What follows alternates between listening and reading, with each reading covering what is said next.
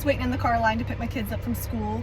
I just had another amazing self-awakening of how you can turn your triggers into your manifesting power. So for every time you're feeling triggered, there's a belief behind that trigger, and there's an unmet need. So what is my unmet need? I was in the car driving home from traffic yesterday. Everybody was angry. My kids started trying to fight. They were screaming. I wasn't in a very good mood. I was pretty freaking pissed off. I was like, why am I so angry? Oh, I must have absorbed everything from my environment. Just a victim to my environment. I can't control what was happening. I took Mandy Morris's method, started asking why to find the root. I was feeling disgust with my children's behavior. It made me feel disgust towards myself, because how could I feel disgust towards my beautiful babies?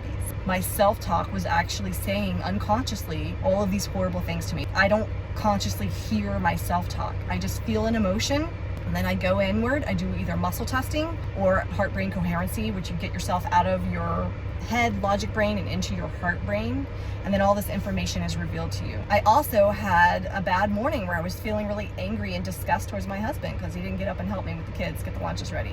But I took it to a whole nother level of why am I feeling this emotion of disgust all day long? I knew it was showing up for a purpose, for a reason. All of our pain, all of our suffering, all of our triggers are actually for a purpose. There's a function, there's a reason, there's a job. It's kind of like our intuition screaming at us saying, hey, this, pay attention to this, heal this. And we're basically faced with a choice. We can either suppress it, ignore it, and it just keeps popping up as like a pattern all over the place in our life, or we deal with it, we face it, we find the root, we find the belief that's behind it, and we get rid of it. I went inward, began self-reflecting, asking why. I got to the root of it. My subconscious revealed a memory to me at age 10. My mom said something, and my dad expressed all this disgust towards her, which made her feel shame. I identified it or perceived it as that she didn't love herself. And at that point, I adopted this belief that I don't love myself. And I created this new neural pathway, this association with disgust and not loving myself. And I'm finding that anytime I am not taking the time to give myself the self-love that I need, I start expressing the emotion of disgust. My unmet need is self-love. It's so freaking simple. I've read about this so many times in manifesting, to raise your vibe, love yourself more. And I kind of thought I was doing that. I was getting a few massages, but that's not self-love. That's somebody else loving on me. Self-love for me. What does that mean? Self-love for me means barefoot in the grass.